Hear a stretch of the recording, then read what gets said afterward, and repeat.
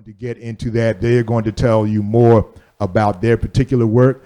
But just very briefly, we're about to give a warm welcome to Christopher Bonner of the University of Maryland, David Weinfeld of the University of Virginia, and Rena Goldthree of Princeton University. They're going to be talking about the book, which we have right there on sale, so you may want to sneak back and get it so that you can avoid a line later. Talking about the new perspectives on the Black intellectual tradition. Welcome our panel to Red Emmons, please.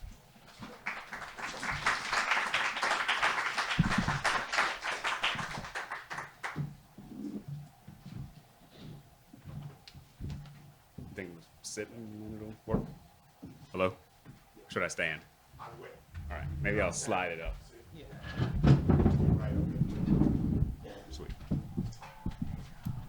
That's far. Okay.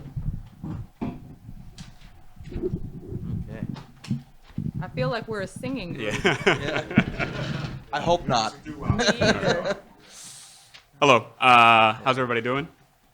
Good evening. So thank you guys for coming out, and thank you to Red Emmons and to Analysis for putting this together and introducing us. So what we're going to do is sort of try to sell a book to you tonight and hope it works out. So I am Christopher Bonner. I'm one of the authors in this collection, and I'm going to talk a little bit about what the book is in the big picture, and then I'll tell you about what my contribution is, and then I will hand this off to my colleagues. So as we heard, the collection, New Perspectives on the Black Intellectual Tradition, it's a book that is combining or bringing together new scholarship, recent scholarship in the field of Black intellectual history. And there's 12 essays divided into 4 sections, or built around 4 themes. And the themes are, first, Black internationalism; second, religion and spirituality; third, the politics of race and identity; and finally, a section on ideas and action. And really, it's like forms of Black radicalism and political work. So what to me is most exciting about this collection is that it's really calling for a rethinking of what intellectual history is.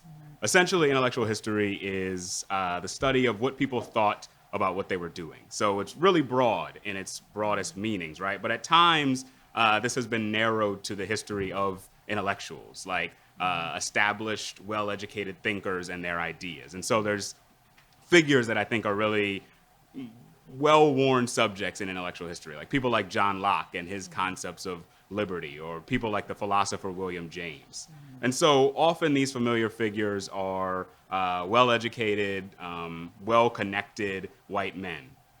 And so fundamentally, this collection is highlighting the importance of Black people to the field of intellectual history. One of the major goals of the collection is to explore a broader range of people and actions that take part, or that are part of this history, the realm of intellectual history. The collection grows out of the work of the African American Intellectual History Society, which is still, like, it can sound like a pretty narrow organization, but what the organization is doing, what the purpose of the organization is really broad, and it's to study and to encourage conversations about Black thought and culture. And so I think thinking about it that way makes it feel much more open than it can if we think about it as intellectual history, right? So there's big questions that are part of this, right? Like, how have Black people understood their societies? How have people imagined new worlds? How have they expressed their ideas? Like, all of these things about Black people thinking in various places at various times, that's what we're interested in exploring. Part of this is like bringing prominent Black figures to the center of intellectual history, right? Like men and women like Frederick Douglass and Ella Baker, right? Like saying that these are people who matter for intellectual history. But one of the things that I think is really great about the collection and the work that we've done, some of my colleagues have done, is that it's looking beyond these kinds of familiar figures to try to find people who were thinking in other spaces, right? People who might not have stopped or had the opportunity to write down their thoughts or to share their words in the ways that somebody like Frederick Douglass would, right?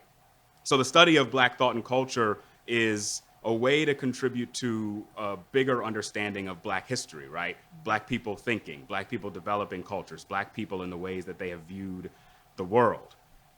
There's a lot of well-established scholarship in this vein, right? This is not the first book in Black intellectual history. There is a history of like the ideas that African Americans expressed when they decided to leave the South and go to places like Chicago or Detroit in the early 20th century. There's a history of how slaves understood the power that their owners had and how they worked to push the limits of that power.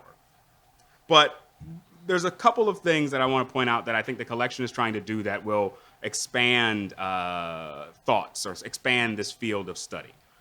One of the things that the collection does is re-examine familiar subjects. So in the section on religion, there's an essay by Chris Cameron, who's one of the editors of the collection, that's about black secular thought during the era of the Harlem Renaissance. And what Chris is doing is adding to how we understand religion in this period, right? There's a lot of scholarship on the proliferation of black churches in the urban North in the early 20th century, right? But Chris is talking about the ways that some black folks were questioning their faith, were questioning religious practices, right? And so he focuses on Langston Hughes and Nella Larsen as ways to get into this kind of broader ways that people were understanding the world. Another of the goals of the collection is to focus on the African diaspora. And some of the essays are about how people understood themselves as part of a diaspora, and some of the essays are about how diasporic connections shaped people's ideas, right? One of the essays that is really interesting in this regard, Celeste Moore's piece, which is about teachers at Howard and Atlanta University in the 1930s and the ways that they were teaching French. And what she shows is that these teachers and students used French to connect with people of African descent in other parts of the world. And so it's this really important cultivation of a tool that would be used in this moment when people are organizing against European colonialism, right? So building diasporic connections through French language. And so one of the last things that I think is a big picture goal of the collection is broadening who we think of as doing intellectual work. So in the section on Black radicalism, Greg Childs has an essay about slave conspiracy that happens in Brazil in the late 18th century. And what he does is sort of examine the ideas that people were enacting when they were conspiring against their owners, right? Thinking about the planning that went into the movement and looking at really in addition to this intellectual history of slave politics, it's a project that is about the ways intellectual work was or could be collective. It's not just about an individual writing and expressing their own ideas, but about people acting in ways that reflect their shared convictions, right? Their shared sense of how the world works and how the world should be. As a whole, what the collection is doing is not just broadening our sense of a Black intellectual tradition, but also emphasizing the multiple meanings of ideas, right? Thinking about ideas in action, thinking about how people forge political movements around particular ideas, thinking about how people mobilize their ideas in particular ways. So a little bit about my piece, my contribution to the book. It's in this section on Black radicalism, and I build it around these two stories of two rescues of people who were arrested as fugitive slaves. So I'm interested in the antebellum North, cities in northern states before the Civil War. And basically what I'm studying in this chapter are these moments when people come together to protect one another, right? To protect African Americans who were on trial or in jail or about to be in jail. So the first story that I talk about is the story of this guy called William Dixon, who was arrested in New York in 1837. And the story that the slave catcher tells is that William Dixon ran away from Baltimore earlier in the 1830s and then made it to New York, and then the slave catcher has found him. One day during Dixon's trial, there are two sheriffs who are escorting him out of the courtroom, and they're going to take him out of the courthouse and walk sort of across this little plaza to the jail nearby where Dixon was being held.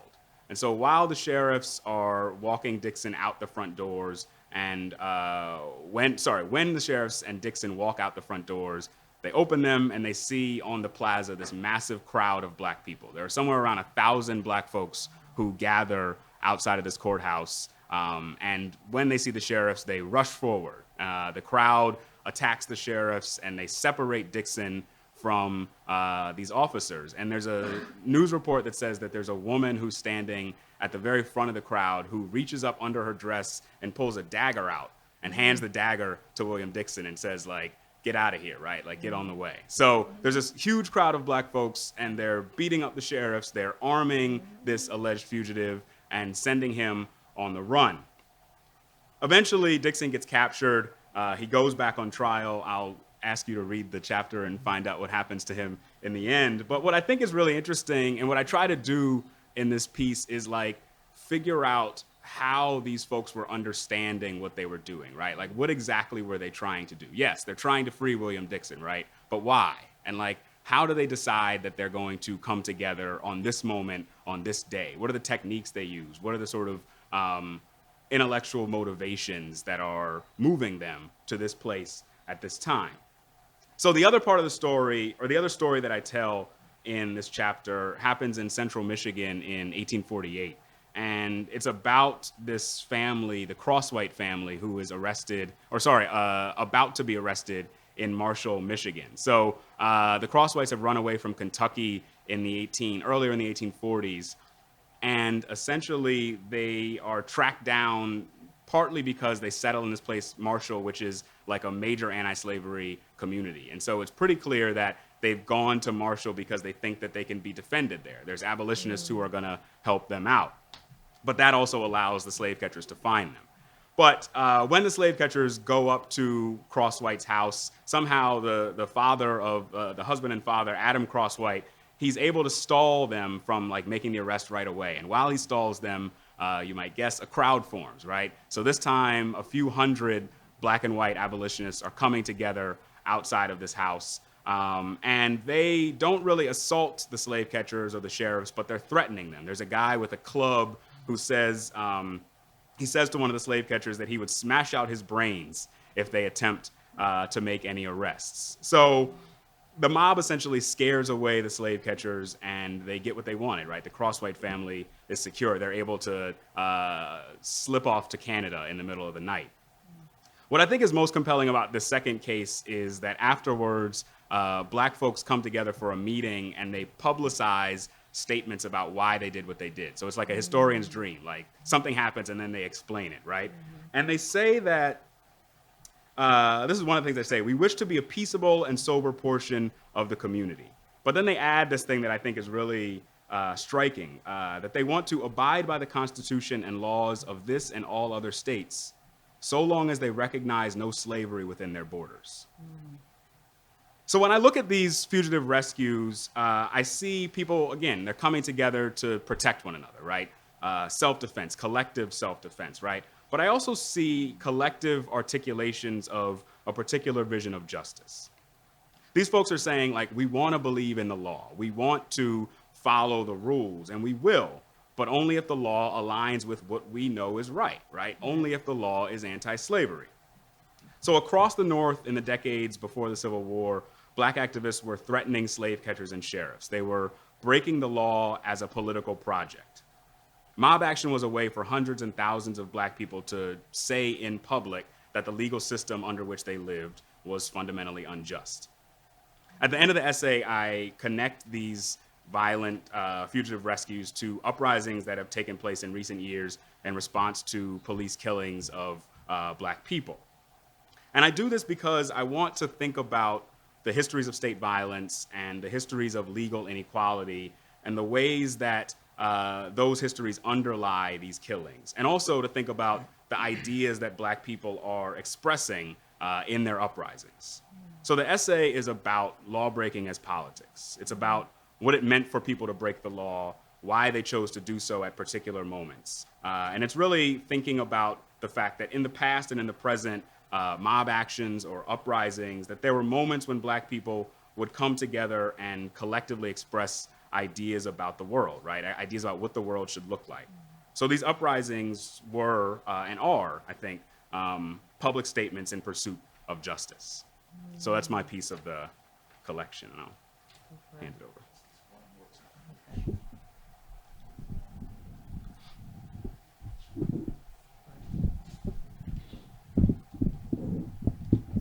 Thanks. Can you all hear me? Okay.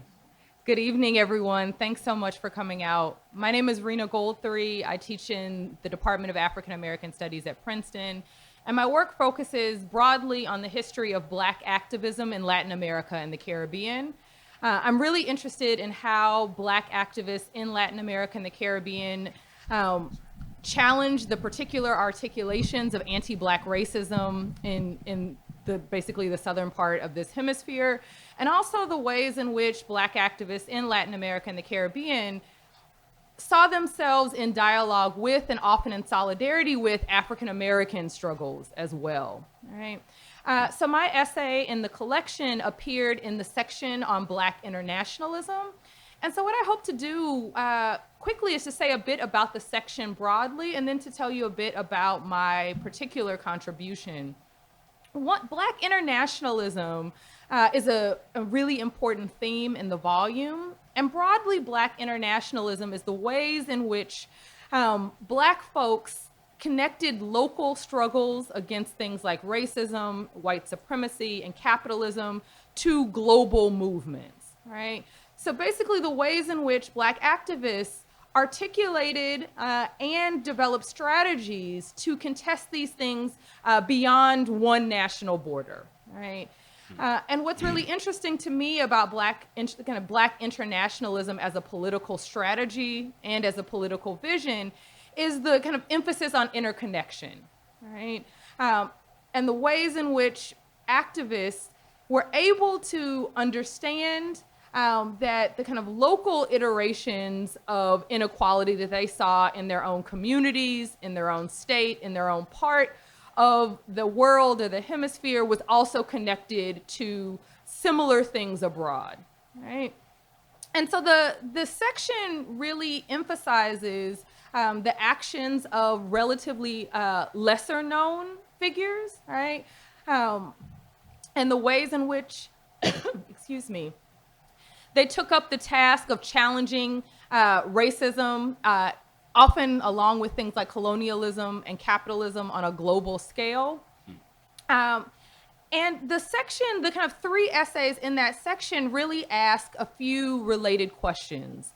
One is, how do Black people, how and under what circumstances do Black folks develop a global vision, to use a phrase that a historian named Robin D.G. Kelly formulated, right? How does one come to see local problems connected to global struggle, right? How does someone, let's say in the rural US South, come to care about racism in Brazil or in Cuba or colonialism in Africa, right?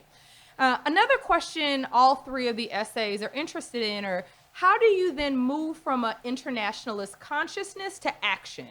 What are the particular strategies that people use to tackle these kind of international world system problems, right? One of the things that is also emphasized in the section is that women, particularly Black women, are often at the forefront of these efforts. And this is really different than what the kind of traditional scholarly literature suggests. 2 of the editors of the collection, Keisha Blaine and Ashley Farmer, in their own scholarship really highlight this, and this is something that is a larger theme of the volume as well, that Black women have played a crucial role in connecting local and global struggles, right?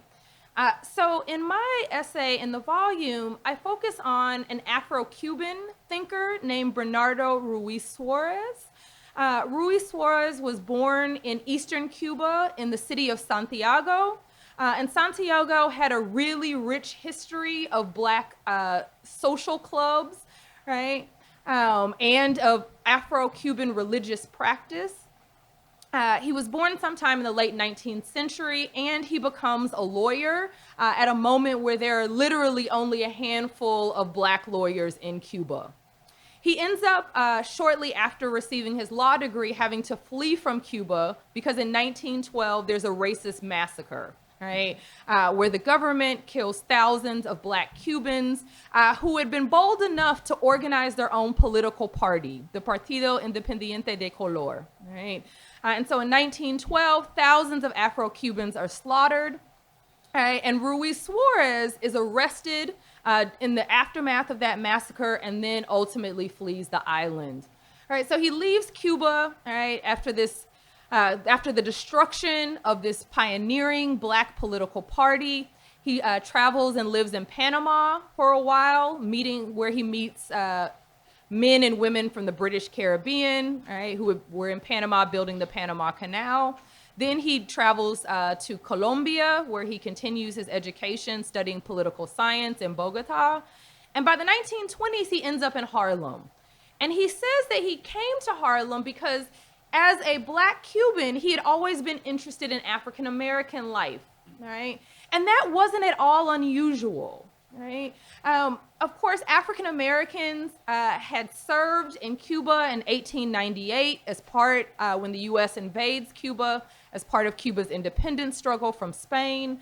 And there were lots of ties between Afro-Cubans and African Americans. So Booker T. Washington, for instance, had recruited Afro-Cubans to study at Tuskegee, where dozens of them do, right? And there were connections through organizations like Marcus Garvey's UNIA, all right? The UNIA was incredibly vibrant in Cuba. Actually, the UNIA had more chapters in Cuba than anywhere in the Caribbean, including Garvey's home country of Jamaica, all right? And so Ruiz Suarez comes to Harlem right in the middle of the Harlem Renaissance, right? Or what's also called the New Negro movement. And there he starts a Spanish language column in Harlem's most famous black newspaper, the New York Age, right? And what interests me about his work is, one, that he insisted that that there needed to be closer connection between African American communities and black communities in Latin America. And he hoped to do that through translation. So by publishing things both in English and Spanish to help build those connections. And also, he kind of created a network among the large community of black immigrants in Harlem. So he actually gets his start through his friendship with Arturo Schomburg, right? I'm guessing some of you all have heard of Schomburg. Arturo Schomburg was Afro-Puerto Rican. Right? He moves to New York, is a famous collector of black artifacts and books, and the famed Schomburg Library in Harlem is named in his honor, right? His collection is the foundational collection of that library. So Bernardo Ruiz Suarez reaches out to people like Arturo Schomburg, right? And other black folks from the Spanish Caribbean who had also settled in Harlem. He also forms close ties with West Indian immigrants in Harlem as well, right? And so in my essay, I explore a book that he published in 1922 called The Color Question in the Two Americas.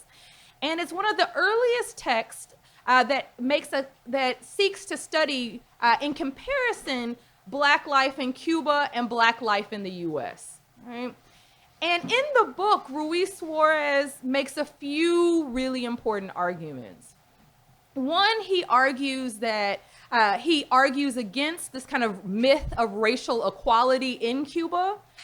He argues that Cuba is a deeply racist and anti-black society. He explicitly brings up the history of this massacre. His book was published exactly 10 years after the massacre I mentioned before.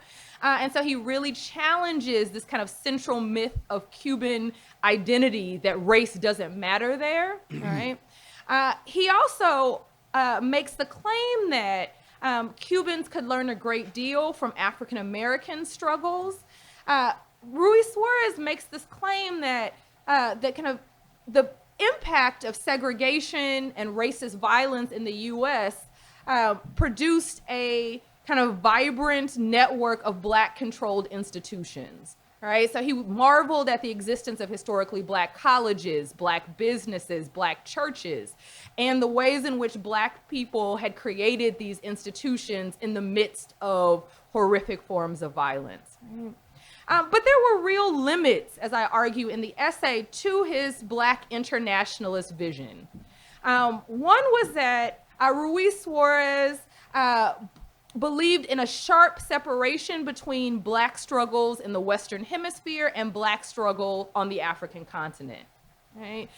He believed that black people in the Americas, whether in North America or South America, were culturally distinct from black folks on the African continent, right? And this led him to critique, actually, Marcus Garvey's movement because he didn't believe in the idea of returning to Africa, right? He opposed any program of massive black immigration. And he often, I argue in the essay, misread the point of Garveyism, right?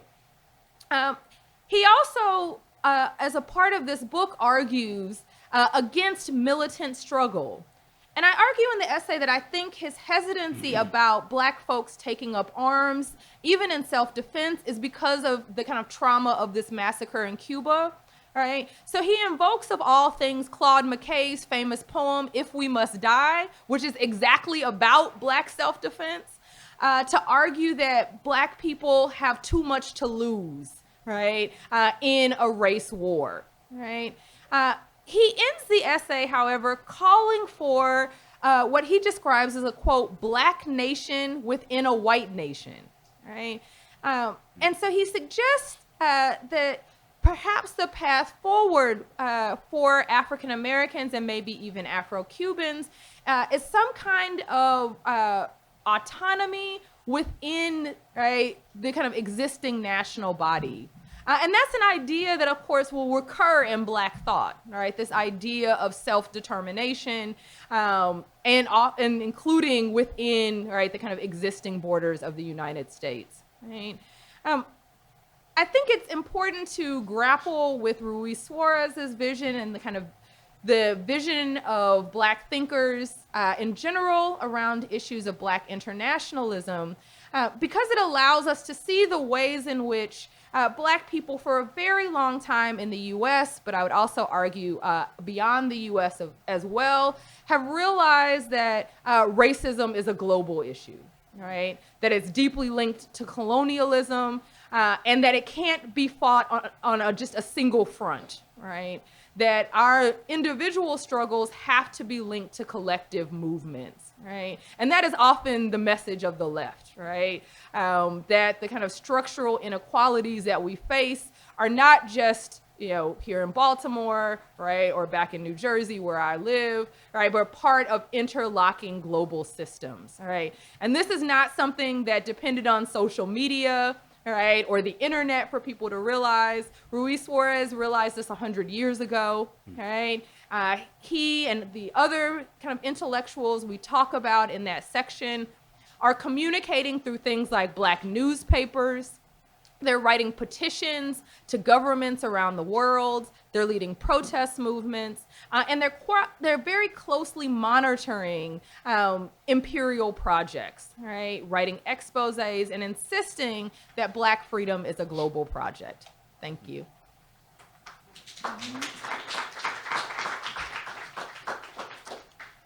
Hi, everybody. Can you hear me? Hear me okay? Good. Thank you. So my name is David Weinfeld, and I'm a professor of Judaic Studies at Virginia Commonwealth University in Richmond.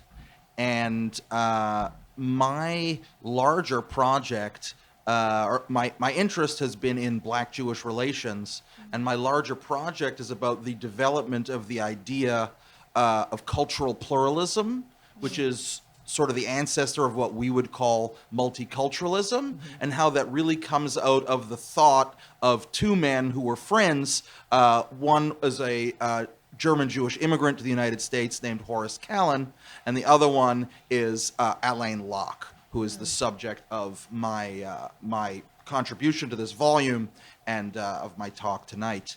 For those of you who don't know about Alain Locke, there was just a big biography by Jeffrey Stewart that came out last year, won the National Book Award.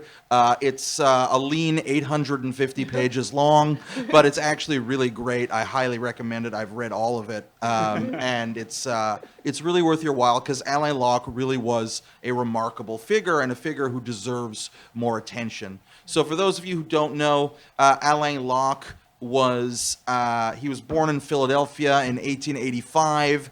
He goes on to get a BA and a PhD in philosophy from Harvard.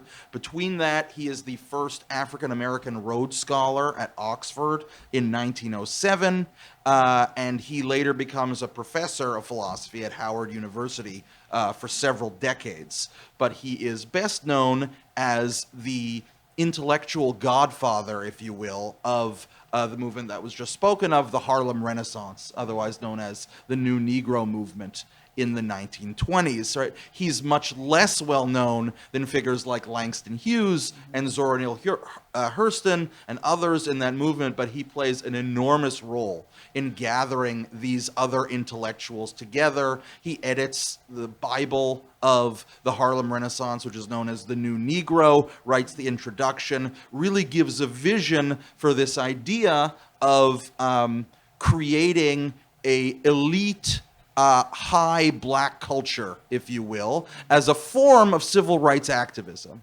right? As a form of saying, look at what we can produce, you must treat us as equals. And essentially that's the guiding principle of the movement. It doesn't, of course, succeed in its own time, but provides foundational works for African American studies, for American literature, for decades to come, of course. So that's Alain Locke.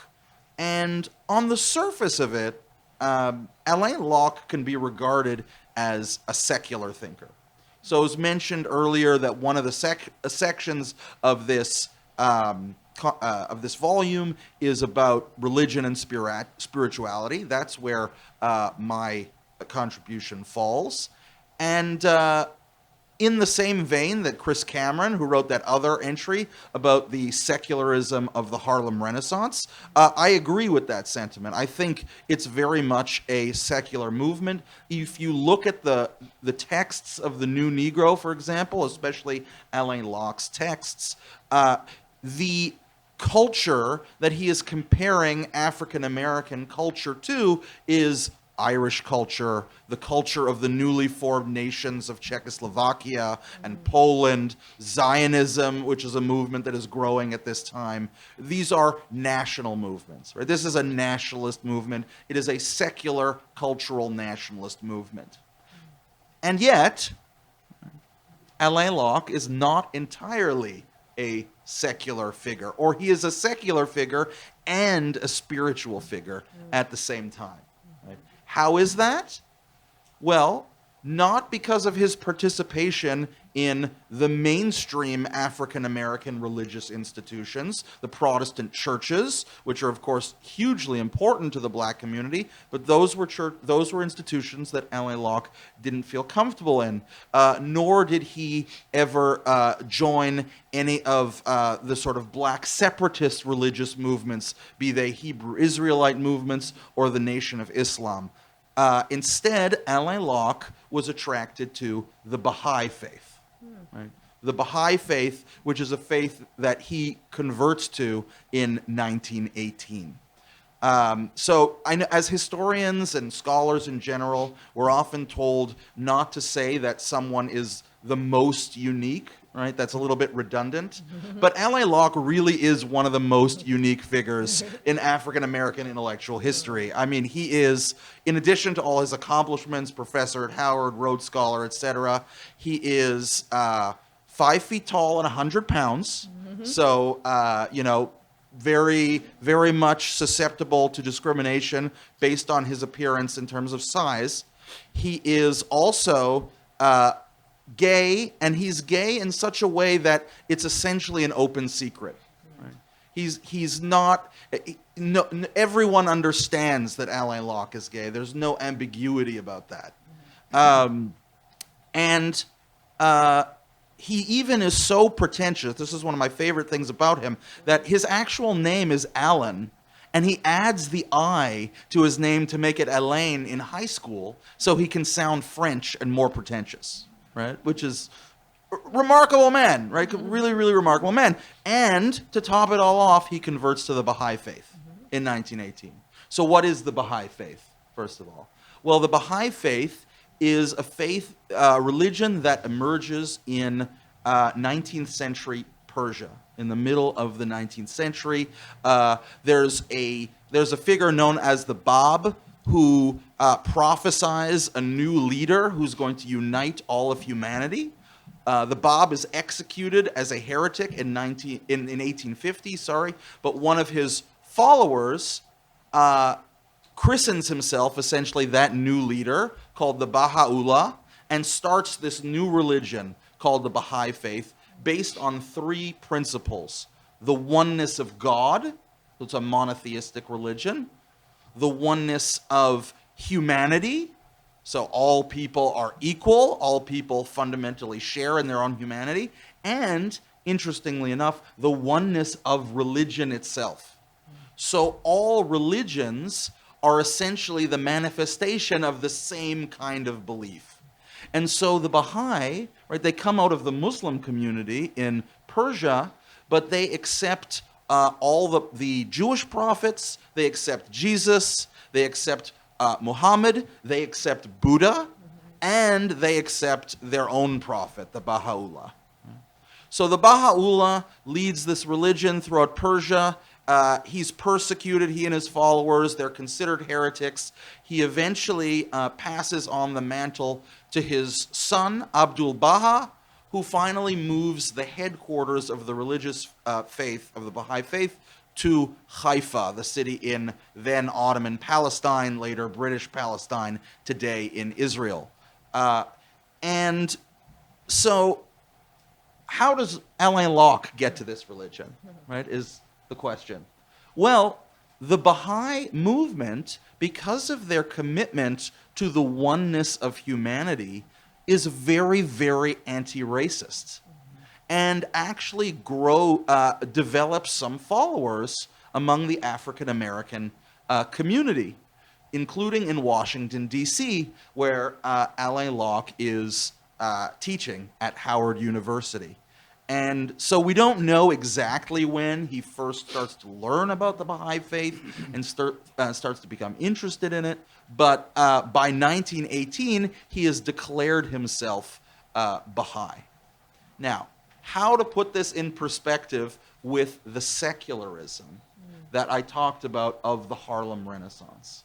Well, I think this actually wasn't really a problem for Alain Locke, and this is what I argue in my piece, is that secularism is not necessarily the utter absence of religiosity, right, of spirituality.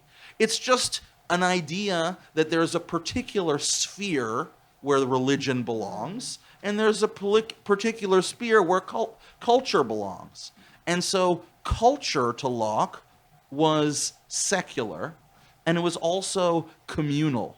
It was also particularistic, right? Culture is what separated people. They could, of course, borrow from each other and learn from each other, but you had black culture, you had Irish culture, you had Jewish culture, you had French culture. Right? This is how he understood it in different sort of spheres, whereas religion was universal. Right? Religion was not particular. Religion is what linked all of human beings, all of mankind. And so religion for him was actually a very individual kind of experience. It was individualistic. It was not a communal experience in the same way. And I'll give you an example. One of the Baha'is' favorite metaphors, and one they actually turn into reality, is the garden. Right? If anyone of you have ever been to the Bahai Gardens in Haifa, they are spectacularly beautiful gardens. Right? What's the principle behind a garden? A garden, right, should not have all of the same flowers. Right? If all the flowers are red, it's a pretty boring garden. Right? But if the flowers are all different, right, there's sort of a unity that is created out of the difference. The Baha'i slogan is unity in diversity. Right? That's how Alain Locke kind of saw saw that bifurcation. Diverse cultures in the cultural realm but united in this religious, spiritual realm that you could experience individually. So you walk through the garden individually, and he visited Haifa twice, in 1923 and in 1934. That's a long way back then to travel to Palestine from the United States. And he wrote about his experiences there, and how he was very much in awe of what he saw, right? And this kind of spiritual moment that he had. But it wasn't the kind of thing where he needed to go to church and pray with other people and profess his faith. And he, throughout his life, especially after this conversion, was always very reticent to talk about religion. He wrote in a few Bahai publications, but he didn't really talk about religious faith at all. And if he did, it was to be critical of mainstream religions and how they divide people. And his preference, of course, was for the Bahai faith. And the other thing that I think relates to the secularist notion in Chris Cameron's piece here of the Harlem Renaissance, and was important to Alain Locke as well, was the garden was a living and breathing thing that you could see in the real world. So his religion was not supernatural. It wasn't about faith in something that you couldn't see and couldn't believe.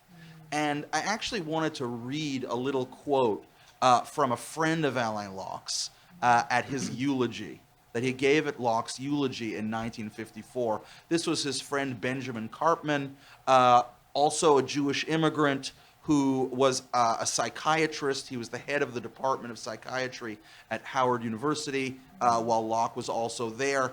And nobody really mentioned Locke's Bahai faith in his funeral and in these various eulogies that were given for him. Wasn't touched at all. And in fact, in the 850-page biography, it's actually not mentioned very much, right? So there's still a lot of room here.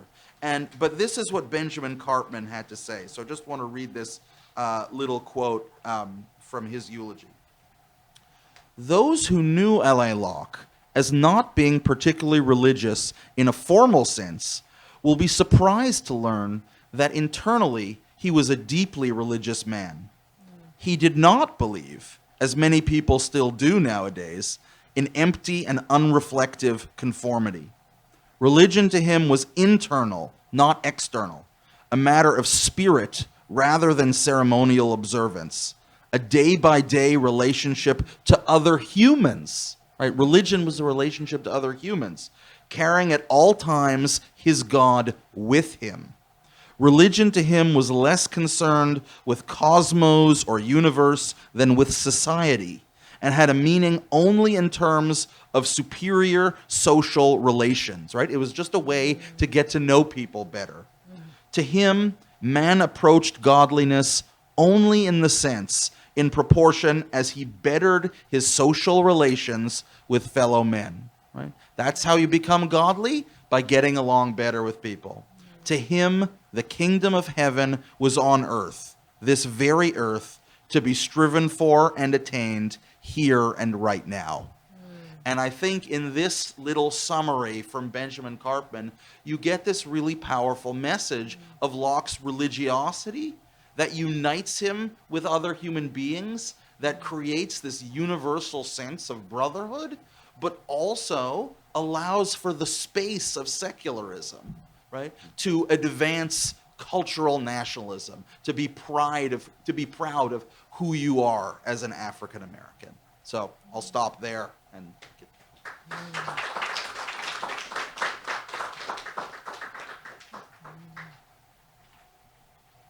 I guess we'll take questions. Is that how these things usually work, or? Yeah, and what we'll do is we'll move one of these down to here. And if you are able to come to the mic, which is right. Oh yeah, sorry. Over here. If you are able to make your way to the microphone, that would be good. That way, you speak into the mic and we can all hear it clearly. Now, to make sure that I'm heard clearly, so if you can make your way to the mic, that would be good. And if you are unable to, we will either reach a mic to you, or we will make sure our speakers, no doubt, will repeat the question to make sure everybody hears it. But if you can come to the microphone, that would be good. We ask that you keep your questions or comments very brief and very truncated. There's a lot that we could unpack here that we will not have time to in the questions and answers. But if you can keep your comment or answers very to the point, that would be great. And we do have time for a few. Okay, thank you very much. So I'm familiar with African American or Black intellectuals who conquered and lead the way to undermine slavery and barriers against civil rights. But I'm just interested, what do you think is a current area of life where African Americans struggle, where we need current day practical Black intellectuals to help lead the way in?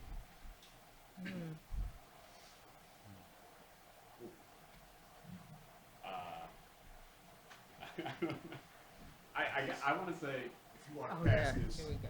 we got enough cords that you can pass it. Oh, okay. Should I pull it out? I guess I want to say, like,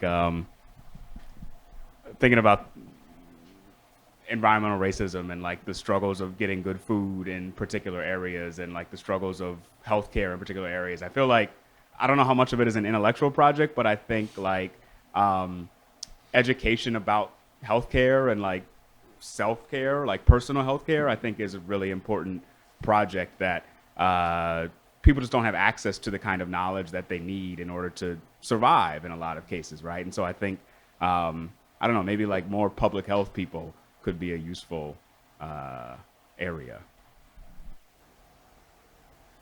I think another area where Black intellectuals, in terms of current day Black intellectuals, have done super important work is around mass incarceration. So I'm thinking here of people like Ruthie Gilmore or Michelle Alexander, or so many other people who have not only exposed kind of how mass incarceration works as a system, but the economics behind mass incarceration, right? The unequal justice system that perpetuates it.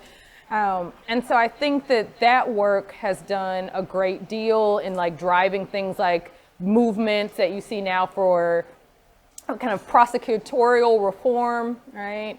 Movements that you see around prison abolition, right? So that's something, right? A movement that Angela Davis has been at the forefront of for decades.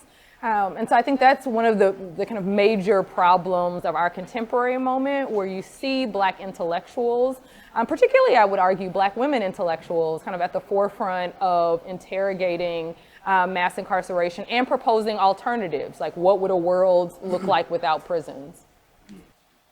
I can use this, I think. I would, in sort of a big picture theoretical thing to focus on, maybe, I think we're seeing among young people today greater and greater understanding of the notion of gender as a social construction. I think we are not seeing as much of that in terms of race as a social construction. I think that's really something that educators of all kinds can really try to emphasize today. And I'll just plug Alain Locke again about that. I mean, in 1907, when he was an undergraduate, he gave an address about the Black poet Paul Laurence Dunbar. And in that address, he has this one line, and I'm paraphrasing, but it's essentially this. He says, "We are not Negro because we are different shades of black or brown or yellow. We are Negro because we share a common history and a common tradition and a common culture," right? So in 1907, he was presenting this very radical understanding, especially for that time, right, that in terms of a cultural definition of race, which, you know, was swimming around then. There were anthropologists like Franz Boas and others that were thinking that, but I do think that's something that could be more effectively communicated today. I was just going to add, your point about mass incarceration made me think about voter suppression and like the, you know, like some like people who study law and politics, who understand law and politics, who can explain to the voting public, right? Like people of color understand it, right? But the many pervasive and like really like sinister forms of voter suppression out there that are, yeah. preventing equality in electoral politics, right? I think is something that, like convincing people of how big of a problem it is, I think is important. Hello. So my question is actually for the professor from Princeton. So in your study, in your discussion, you spoke about the intellectual that you looked at and how he was opposed to kind of the Garveyism and the idea of going back to Africa. And you kind of also talked about the idea of having like a black autonomous state within a white space, and kind of made like reference to that's something that we've seen before. Could you talk a bit about, examples of of people who have thought through what that looks like, and like if they've given if we actually have any examples of that being successful? Thank you. So I'll take that as a kind of two-part thing. So Bernardo Ruiz Suárez, as I said, very much wanted to emphasize certain kinds of black connection while de-emphasizing others, right? And the politics behind that, I'm still kind of thinking through, right? Like why he draws these distinctions and what that means. He very much wanted to emphasize a kind of hemispheric black unity, right? So thinking about the shared experiences of things like slavery across the Americas, right? The shared experience of living in colonized societies. But yet for him, the Atlantic was a literal boundary, right? He argued that the kind of experience of the transatlantic slave trade, right? So the forced removal, right, the violence of slavery had kind of severed a tie between Africans on the continent and people of African descent in the Americas, all right? And this is, of course, very different from someone like Marcus Garvey, his contemporary, who argued for a kind of global black unity, right? And in fact, Garvey argued for the centrality of decolonization in Africa, right? He argued that black people as a global, right, race would only kind of gain the world's respect in his articulation when black people had their own autonomous homeland, right? So this idea, Ruiz Suárez doesn't fully develop this idea of what he calls a black nation within a white nation, what this would mean. But as I did say, that this is an idea that would continue to pop up. So there, for example, if you think of there's some black organizations in the 1970s that proposed the idea that basically the black belt states of the United States could become a new African-American homeland, right? And so that this idea is that, well, if we look at basically around 5 southern states, which had sizable African-American communities or near Africa, or places where African-Americans, like in Mississippi, right, were approaching half of the population, right, that this could be the basis for an autonomous community. There also, during the Black Power era, these ideas of even not only just taking over kind of rural spaces, but taking over cities as well, right? And so that this idea would have many different iterations, right? Ruiz Suárez really doesn't give us enough to work with in in his 1922 book to fully develop that idea, but it is really striking, right, that he's arguing this at the kind of height of things like lynching in the U.S., right, and that he doesn't make it clear how this would develop in the South, right? And it's telling to me that he's writing this from Harlem, right? I don't have any evidence in terms of his trajectory that he spends much time in the South. He goes on a speaking tour of black colleges. He speaks at Howard and Hampton. But his home base when he's in the U.S. is in Harlem, right? Which is not at that moment a representative kind of slice of black American life.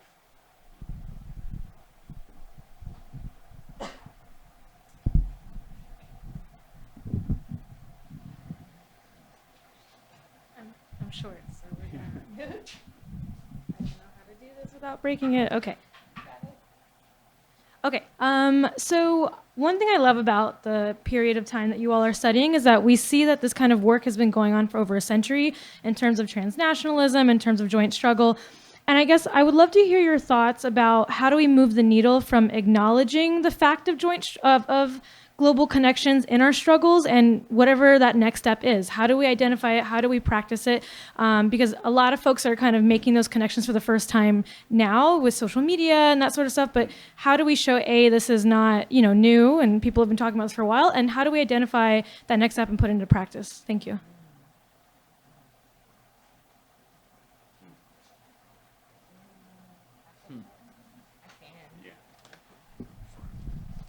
So that's a great question, and one I think about a lot. Part of that, I think, is just the kind of work of community education, right? We can learn, first of all, I'm completely biased because I'm a historian, so I'm going to say, of course, that you can learn a lot from the past, right? But I do think that there are so many lessons from past struggle, right? And not that past struggle has to be a blueprint for what we do in the future, but just realizing that the problems we are confronting are problems that people have been thinking about, struggling against, and theorizing about for a very long time, right? Even if the particularities of that problem shift, right? So that 100 years ago and well before that, right, there were thinkers who were arguing that the problems that Black people confronted were not local problems, that they were global problems, right? So revisiting some of these past struggles, I think, is really important as a tool to realize how necessary it is to think beyond our own backyard, right? Another thing I think, and this is something that I've learned from many of the folks that I've studied, is that kind of an international, or what Robin D.G. Kelley calls a global vision, became central to their kind of moral core as activists. It wasn't just something they kind of added on, right? So it wasn't like driven by what we would now call like the 24-hour news cycle before a 24-hour news cycle, right? So that for many of these people, it was a lifelong commitment, right? To always think about how their actions either it helped to advance the cause of freedom globally, right, or were complicit with kind of global projects of inequality, all right? And that's not to say that they got it right all the time, all right? Ruiz Suarez had many blind spots, all right? Most of the intellectuals who were discussed in the Black internationalism section were middle class.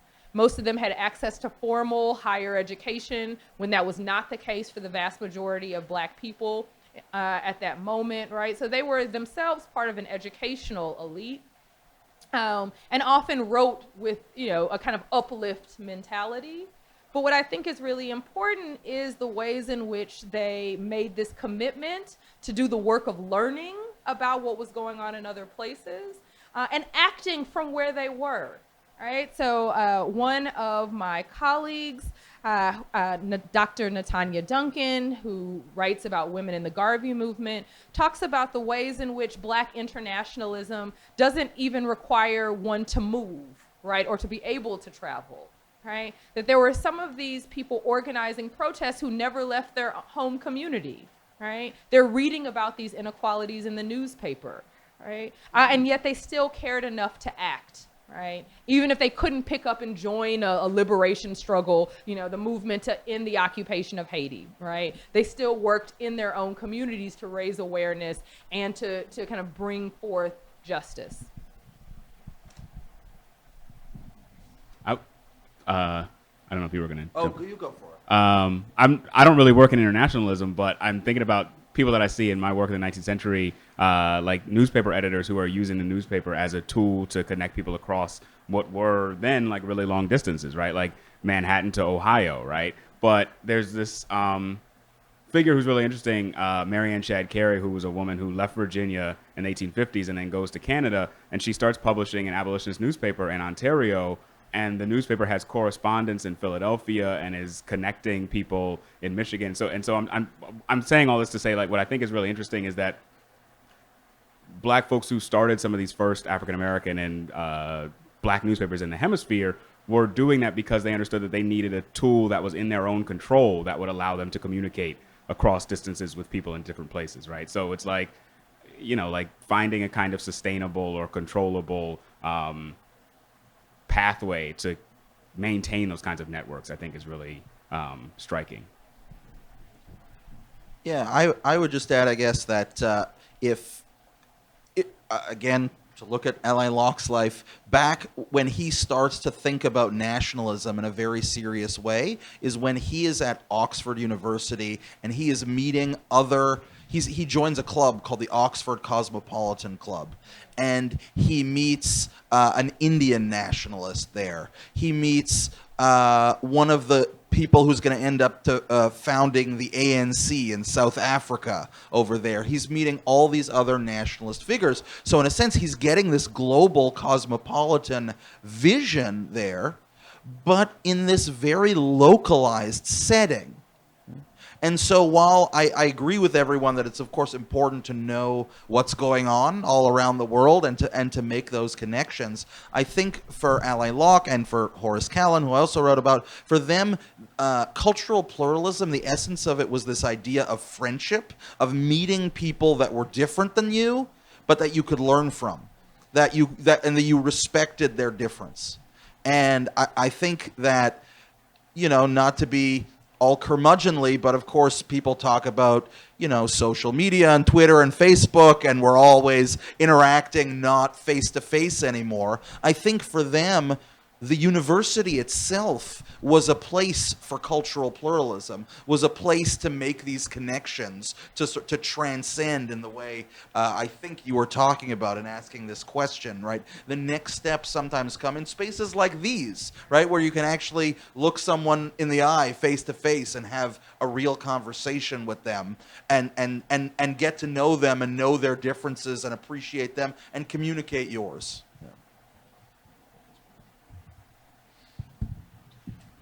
I appreciated the way that you brought out the diversity of the black intellectual tradition in terms of black internationalism.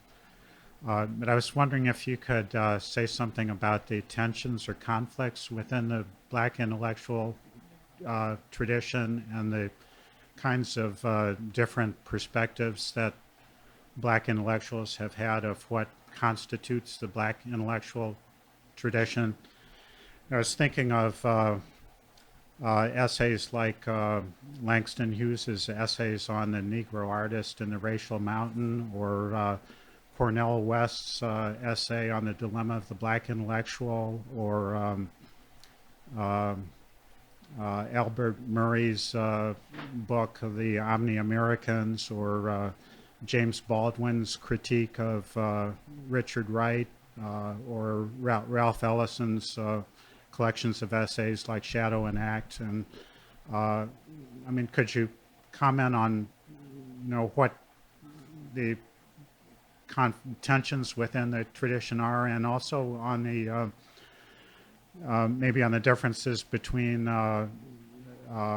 perspectives of black male and female intellectuals? I'll say quickly, one of the things that I write about in my piece in the collection is this newspaper editor, Samuel Cornish, who, after the New York mob that rescues William Dixon, writes this editorial that criticizes them and calls them the thoughtless part of our colored citizens. And so what I think is really interesting is this tension that he's revealing of between this tension over ideas about who is thinking. And so part of my project is to highlight the ways that these folks are thinking about what they're doing and the ways that they're developing political strategies, but they were working against and working in a way that was not what he thought of as intellectual, right? Not what he thought of as thoughtful. So I'm really interested in that kind of tension, who counts as a thinker, right? I think another central kind of point of tension and debate has been around the question of what is the purpose of the black intellectual, what is the purpose of black intellectual production, right? And the kind of point of contention is to what extent are black intellectuals either morally or politically required to kind of produce work that advances the cause of black liberation, right? So questions around what is the responsibility of the black artist, for instance, all right? I think that has been a fundamental tension. I think also even definitions around how do we determine who a black intellectual is, all right? You see very clearly, right, that there have been in the United States since the 19th century black intellectuals who had access to formal higher education. All right. So if you think about people like Du Bois or Alain Locke, all right, or people like even, scholars like Anna Julia Cooper, right? All of these people had advanced degrees, right? And then there are many other black thinkers, if we think kind of beyond that tradition, who are, let's say, kind of more approximate the idea of organic intellectuals, right? So people who are emerging from social movements, many of them who are self-taught, all right? So someone like a Marcus Garvey, for instance, all right? And of course, during the 1920s and 30s, there were fierce debates in the midst of the Harlem Renaissance, right, about the direction of the project of black liberation, right, the nature of black art and production itself. And so I think that there have long been tensions among black intellectuals. I think some of the texts that you mentioned are kind of map that beautifully, all right, the kinds of debates that emerge. And I actually think, there's some examples where those conflicts become deeply personal and perhaps not as intellectually rich, right? But I think it's actually really important to always acknowledge that black thinkers aren't a monolith, all right? That black intellectuals debate everything from what is blackness itself to what is the path forward, to what should education look like, right? To what should our relationship be with the community. I think those debates are important. I think they often help to generate new ideas, and they help to democratize the idea of who is an intellectual.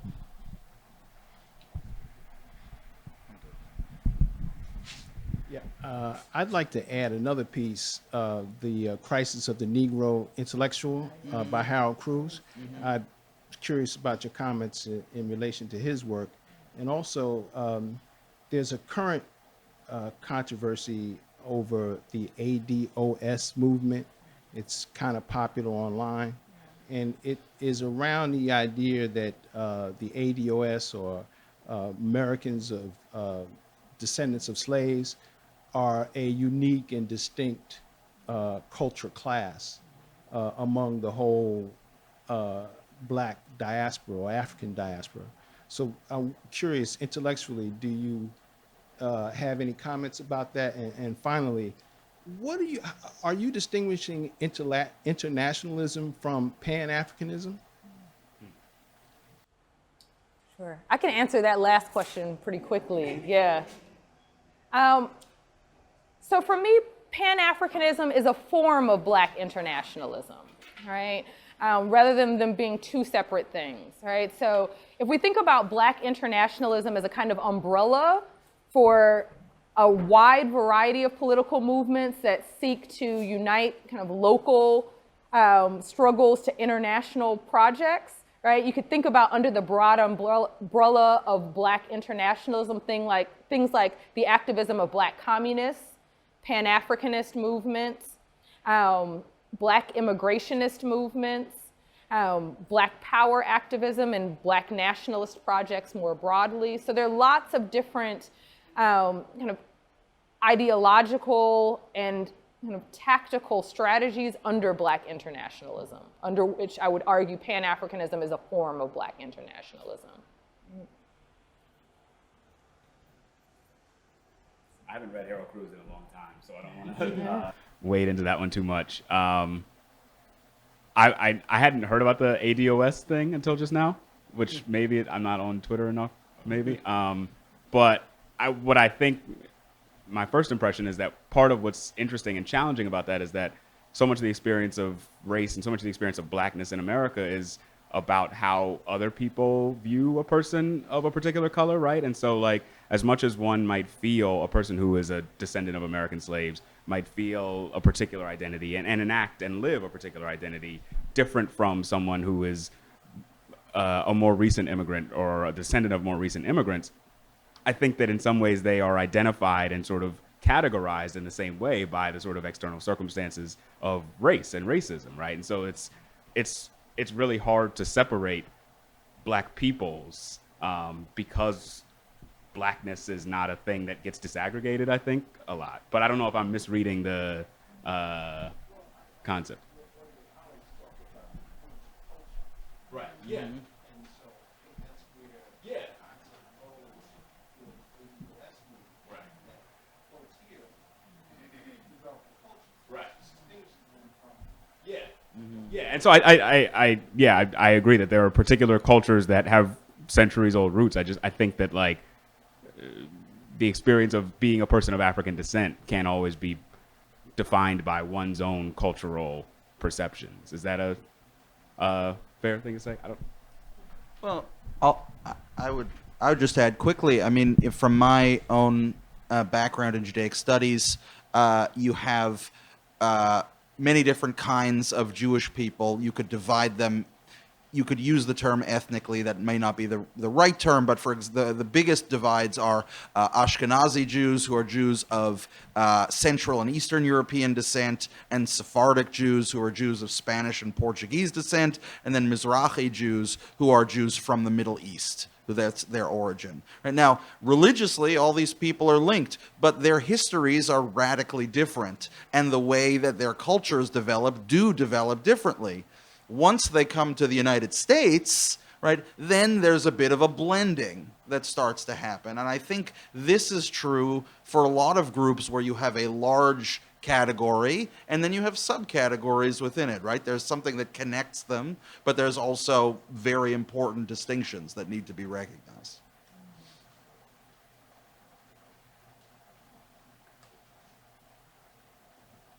I hope this question bridges a gap between all three perspectives. Because in my perspective, there's the triangle of capitalism, and coming from a psychology background, I see it as a almost human nature process in which there is a easily identifiable target group with known weaknesses that you can count out of the triangle because they're easy to attack and keep at the bottom. So I see it more like a construct in which, without a moral barrier to stop the targeting and the relentless assault on that group, because it's easy to identify, it continues to be a process all over the world, because you can look at a person, see their skin color, identify that group, identify their weakness, and knock them out of your triangle. So given that perspective, I also feel like part of the reason why African Americans don't ascribe beyond this or have a good form of resistance to it sometimes is a lack of knowledge, but I think mostly is a spiritual problem, which gets me back to you, and that there's a lot of idolatry that goes on that doesn't allow a person to stand in their own strength. So that's where I feel like I kind of bridge it all. But my question is, I feel like those movements have not really been very successful because they're very reactionary. And I feel like as long as these movements are reactionary behavior is predictable, then you know, because the answer is always in the question, we keep going down the same roads. I just wanted to speak on just, you know, any perspective on, you know, just seeing it in a reactionary perspective, and if you see any movements that have not been just reactions to the behavior that is being resisted.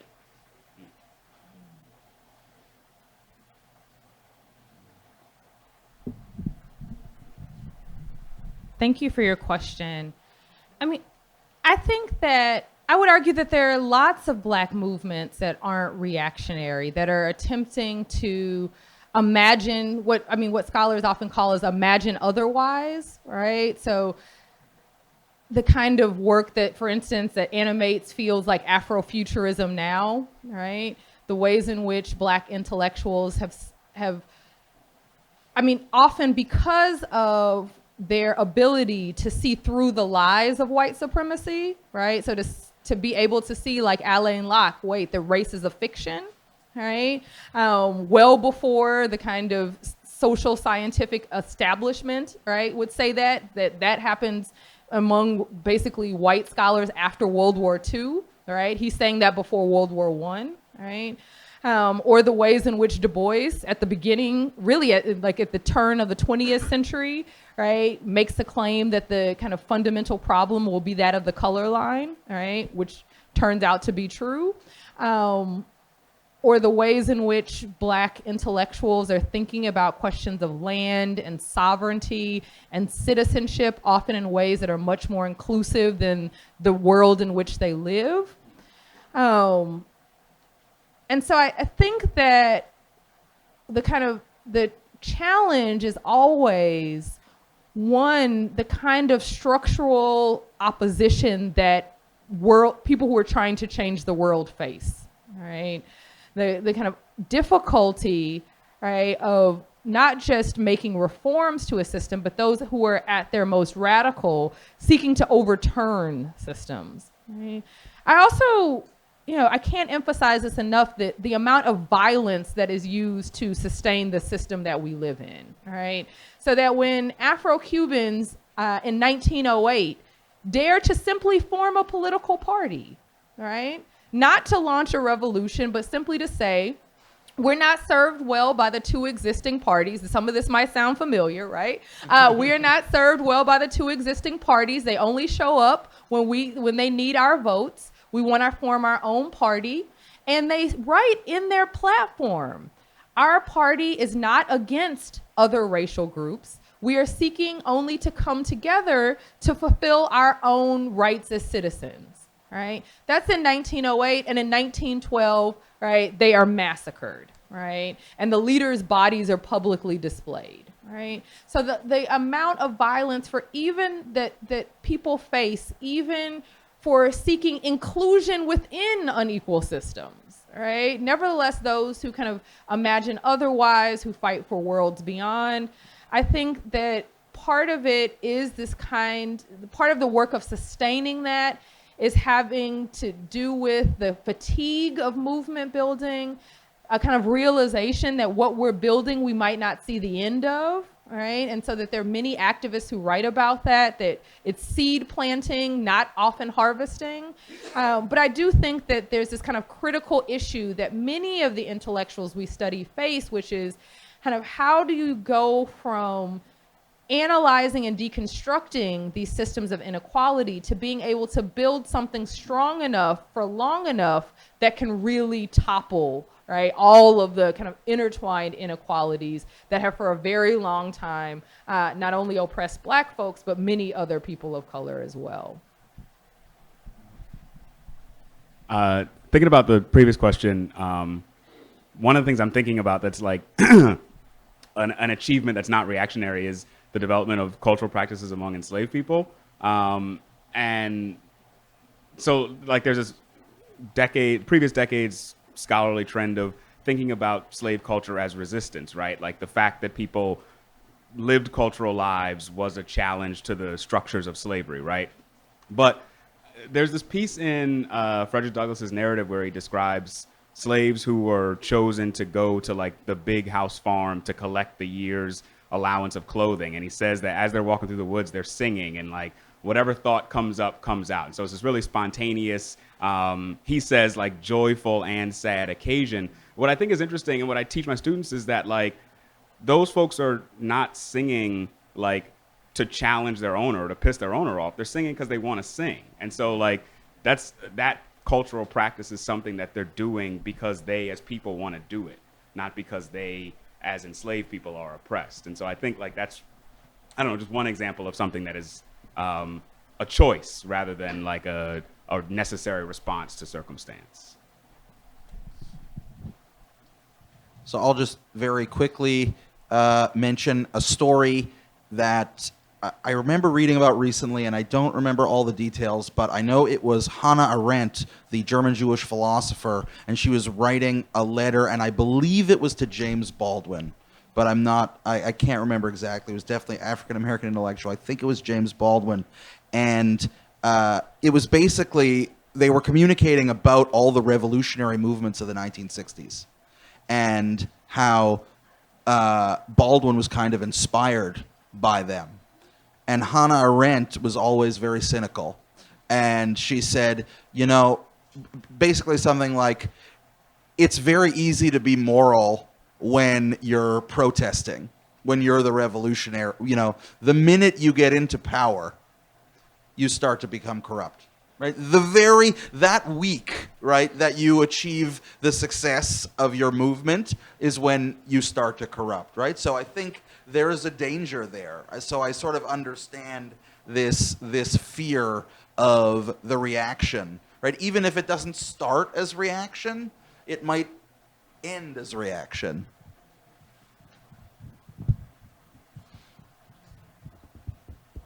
This will be the last question for the evening. What was the name of the Afro-Cuban person you mentioned that was talking about existing within a white nation? Bernardo Ruiz Suarez. So did Ruiz Suarez, or maybe others even, did he ever, or how did he grapple with like the fact that this white nation is like on stolen land? If you could like, and not just him, but if there's others too. Yeah. So Ruiz Suarez does not discuss that, like I just want to make sure, because I'm saying this definitively, but I can't remember any references to like settler colonialism in his work, right? He does, interestingly enough, so I think I mentioned Ruiz Suarez writes this book, but then he's also writing in black newspapers in Harlem. So he's writing actually oddly enough, for Marcus Garvey's Negro World. He's writing in the New York Age. And there he writes also not only about kind of black oppression, but also writes about anti-Asian racism in the US. And so some of those articles are really interesting, where he kind of thinks about the relationship between those two things, but I cannot think of an example where he talks about settler colonialism and dispossession, though that's something that would clearly be another point, right, where he could talk about Latin America and the US as part of a shared framework, right? So thank you for that question.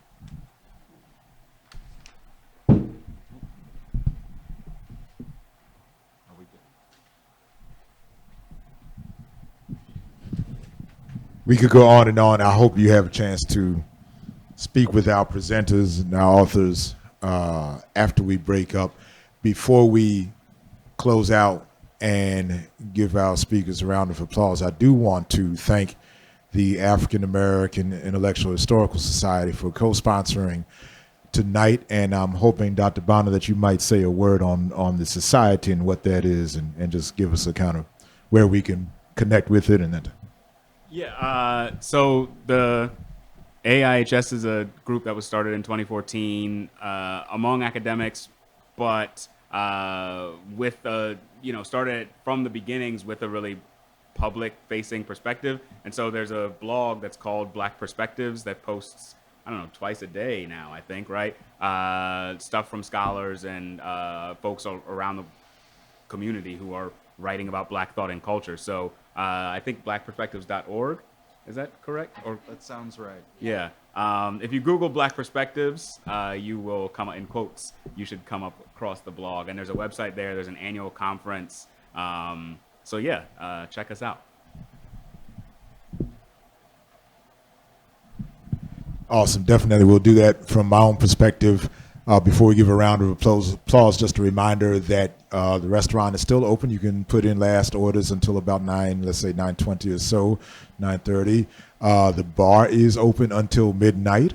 Fun new thing about this particular location. And the bookstore is open until about 9 or so. So you want to go ahead and grab this book from this evening and other selections. We have things across the variety of topics that you mentioned. I was tempted to start pulling books off the shelf so I could slide to you. And I said, no, stop it. Don't do that. But anyway, we definitely have some backing material on everything that's been talked about tonight.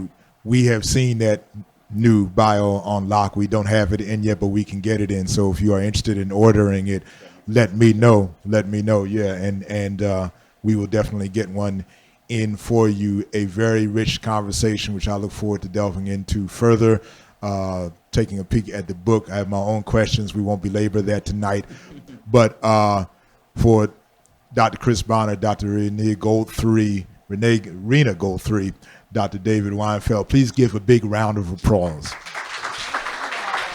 Thank you. Thank you.